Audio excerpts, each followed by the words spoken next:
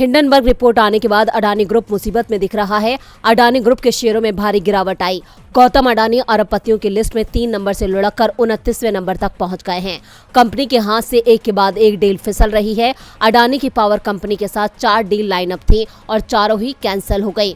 Group की company के share 80% तक गिर चुके हैं। सबसे पहले यूपी सरकार की यूनिट मध्यांचल विद्युत वितरण निगम ने अडानी ग्रुप की ओर से स्मार्ट प्रीपेड मीटर लगाने का टेंडर निरस्त किया। अडानी पावर और डीबी पावर के बीच करीब 7,000 करोड़ रुपए की डील टूट गई। इसके बाद अडानी ग्रुप ने देश की power trading company PTC India में हिस्सेदारी के लिए बोली लगाने से खुद को अलग कर लिया।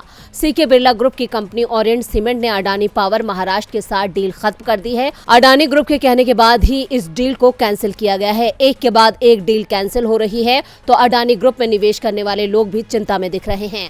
ऑस्ट्रेलिया में भी इसका बड़ा असर देखा जा रहा है। यूके के अखबार द गार्डियन का दावा है कि जिन विदेशी निवेशकों ने अडानी ग्रुप की ग्रोथ रेट को देखकर निवेश किया था वो जबरदस्त नुकसान में है। द गार्डियन के ऑस्ट्रेलियाई संस्करण में छपी एक रिपोर्ट में दावा किया गया है कि ऑस्ट्रेलिया में रिटायरमेंट के लिए रखे सरकारी फंड्स का निवेश अडानी की कंपनियों में किया गया था जो मुश्किल में फंस गया है। रिपोर्ट में कहा गया है कि क्वींसलैंड के सरकारी कर्मचारियों और कॉमनवेल्थ बैंक के कर्मचारियों के पेंशन फंड जैसे कई सुपर एन्यूनेशन फंड को बढ़ाने की उम्मीद में अडानी की कंपनियों में लगाया गया था।